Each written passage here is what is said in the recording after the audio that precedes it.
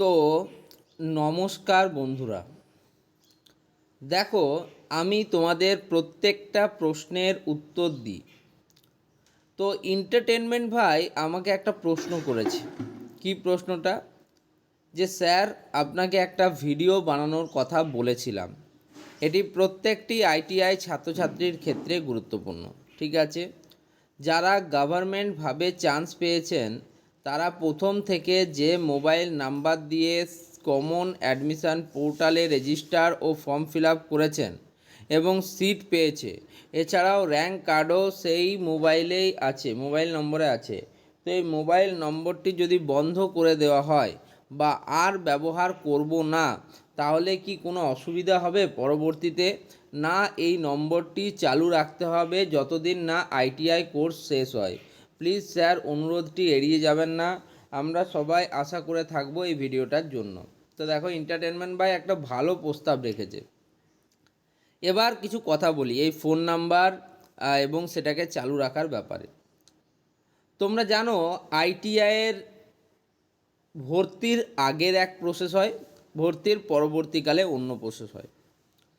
ভর্তির আগে আমাদেরকে সবার প্রথমে কমন অ্যাডমিশন পোর্টাল লঞ্চ হয়।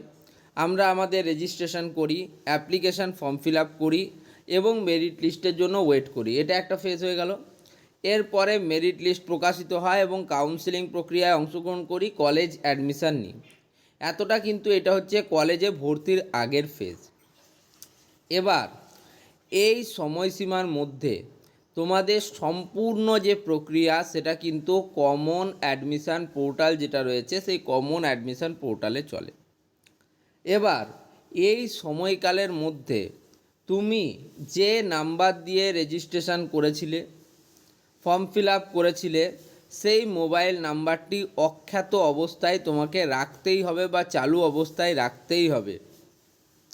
এবার পরবর্তীকালে তুমি অ্যাজ এ আইটিআই স্টুডেন্টদের যে রেজিস্ট্রেশন প্রক্রিয়া, ঠিক আছে, আইটিআই স্টুডেন্ট হিসেবে নিজেদের যে রেজিস্ট্রেশন প্রক্রিয়া যেটা থাকে, তখন তুমি যেভাবে রেজিস্ট্রেশন করবে এবং সেখানে যে নাম্বারটি দেবে সেই নাম্বারটি পরবর্তীকালে তোমার কিন্তু 2 বছর যেটা রয়েছে সেটা কিন্তু তোমাকে কন্টিনিউ রাখতে হবে।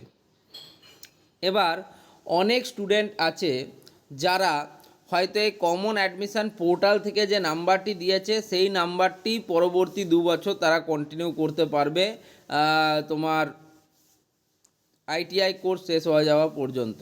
এটা হচ্ছে সবথেকে বেস্ট উপায়।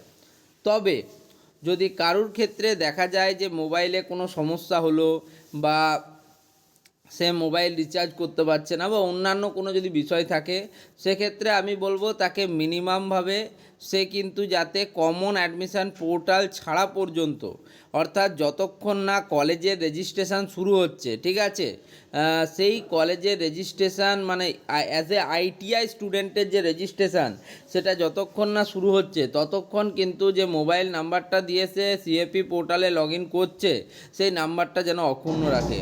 তার পরবর্তীকালে, ঠিক আছে, যদি তার মনে হয় যে না, আমি আইটিআই রেজিস্ট্রেশন করার সময় অ্যাজ এ আইটিআই ক্যান্ডিডেট বা স্টুডেন্ট আমি অন্য মোবাইল নাম্বার দিয়ে সেটা করব, সেটা কিন্তু সে করতে পারে। এটাতে কিন্তু আর কোনো বাধা থাকার কথা নয়।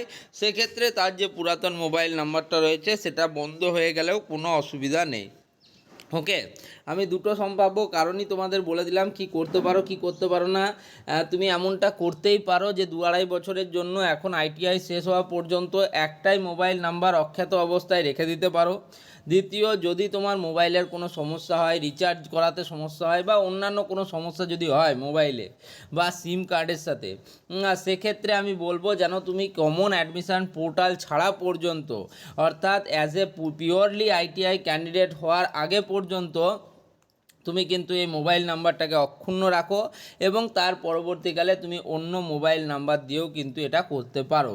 কিন্তু বর্তমান সময়ে তোমরা একটা কথা হয়তো শুনে থাকবে, যে মোবাইল নাম্বারটি আধার কার্ডের সাথে সংযুক্তিকরণ রয়েছে সেই মোবাইল নাম্বারটি দেওয়া কিন্তু এক কথায় বর্তমান সময়ে বাধ্যতামূলক হয়ে উঠেছে, শুধুমাত্র আইটিআইয়ের ক্ষেত্রে নয়, জীবনের প্রতিটি ক্ষেত্রে এবং প্রতিটি ডকুমেন্টেশনের সময় সেই নাম্বারটির কিন্তু প্রয়োজন পড়ছে।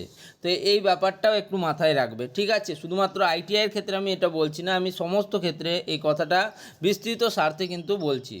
ওকে, যদি ভিডিওটা তোমাদের বলা প্রশ্নের উত্তর তোমরা পেয়ে গেছো, অবশ্যই ভিডিওটিতে ছোট্ট একটা লাইক করে দিও, চ্যানেলটিকে সাবস্ক্রাইব করো। ধন্যবাদ প্রত্যেককে।